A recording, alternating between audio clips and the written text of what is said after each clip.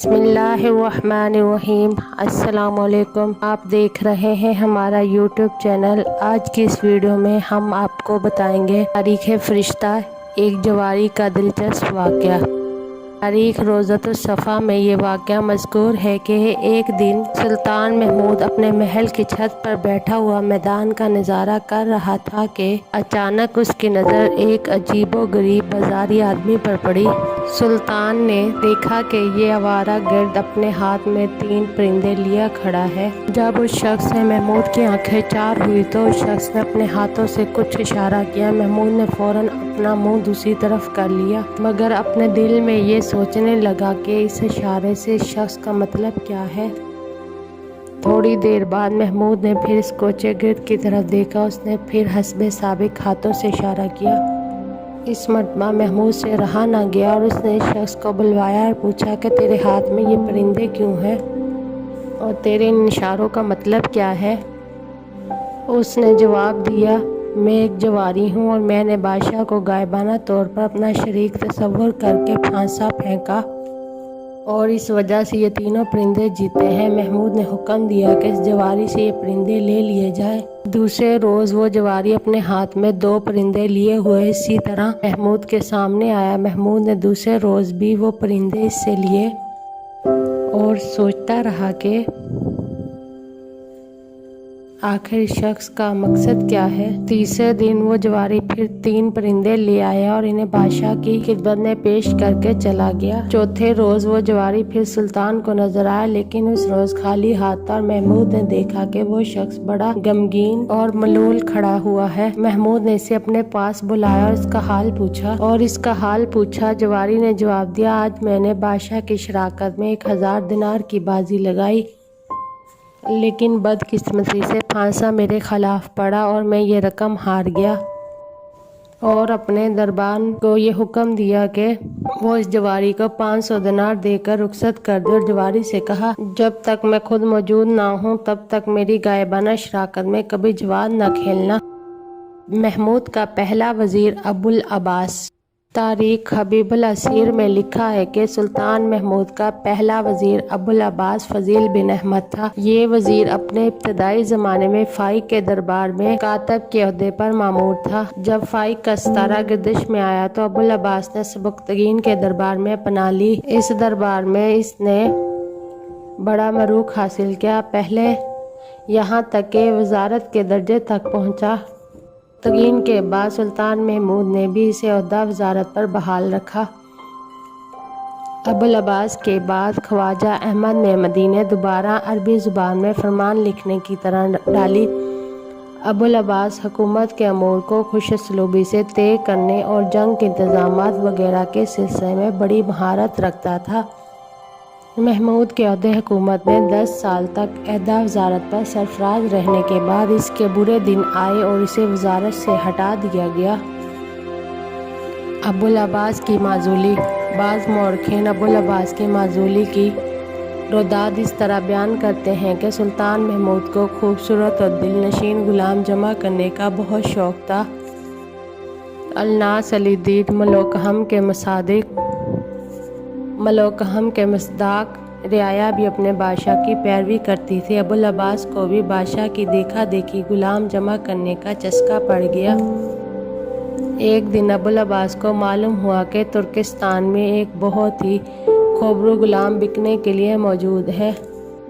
ابوالعباس نے فوراً اپنے ایک قابل اعتماد ملازم کو ترکستان روانہ کیا تاکہ وہ اس خربرو غلام کو خرید کر اور عورتوں کا لباس پہنا کر غزنی میں لے آئے۔ کسی چغل خور نے یہ بات سلطان محمود کے کانوں تک پہنچا دی، لہٰذا محمود نے ابوالعباس سے اس غلام کو طلب کر لیا۔ ابوالعباس نے حیل و محبت سے کام لے کر غلام کے دینے سے انکار کیا۔ ایک دن سلطان محمود کسی کام کے بہانے سے بغیر اطلاع دیے ابوالعباس کے گھر جا پہنچا۔ ابوالعباس نے جو ہی بادشاہ کو دیکھا اور اس کی خدمت میں بڑی نیاز مندی سے حاضر ہوا اور خاطر تواضع کرنے لگا۔ اسی دوران میں وہ حسین اور خوبرو غلام پر محمود کی نظر پڑی۔ محمود نے بجبر اس غلام کو ابوالعباس سے چھین لیا اور اسے عہدہ وزارت سے معزول کر کے تباہ و برباد کر دیا۔ اس زمانے میں محمود نے ہندوستان پر حملہ کیا۔ اس کے بعض दो फितरत और लालची दरबारियों ने इस दौरान अबुल अब्बास को बहुत ज़्यादा तंग किया, यहाँ तक कि वो बेचारा वफात पा गया। दूसरा वज़ीर ख्वाजा अहमद बिन हसन मेहमदी।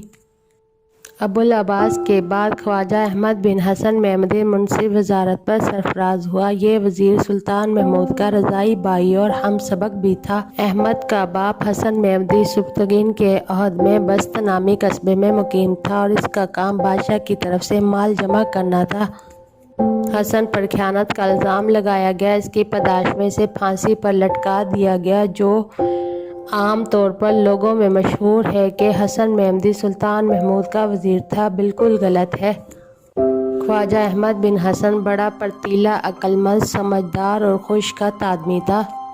सबसे पहले उसे ओहदा अंशा रिसालत तफवीज़ किया गया। बादशाह की अनायत की वजह से वो सदर, महासबी, मीर बख्शी और खुरासान की हुकूमत के मुख्तलिफ ओहदों पर मुकर्रर होता रहा।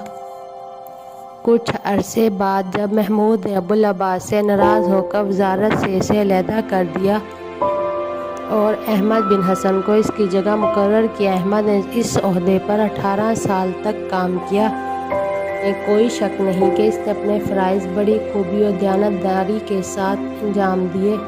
बिलाखिर हर कमाले राज वाले के मुस्तदाक इसकी कश्ती में बनूर आई और दरबार के बड़े बड़े अमीर इसके जानी दुश्मन बन गए। यहाँ तक कि अल्तोनताश, शप्पा सलार और अमीर अली खुशावंद जैसे नामी ग्रामी अमीरों ने भी अहमद बिन हसन के खिलाफ बादशाह के कान भरे। इस आला दर्जे के इंसान पर तरह तरह के इल्ज़ामात लगाए गए। इन दरबारियों की बातों ने महमूद के दिल पर असर कर ही लिया। इसने अहमद बिन हसन को अहदे वजारत से अलहदा कर दिया। महमूद ने अहमद को माजूली के बाद बहराम नामी मुलाजिम के सुपुर्द कर दिया। इसे अपने साथ दुर्राए कश्मीर में ले जाए और इसे वहाँ के कैद खाने के निगरान के हवाले कर दे। अहमद बिन हसन पूरे 13 साल तक काल नजर के किले में असीरी की ज़िंदगी गुजारता रहा और आखिरकार सुल्तान मसूद के ज़माने में ज़ंदान मुसीबत से रहा हुआ और दोबारा वजारत के ओहदे पर फायज हुआ। अहमद बिन हसन ने सन 464 हिजरी में वफ़ात पाई। तीसरा वज़ीर अहमद हुसैन बिन मिकाल।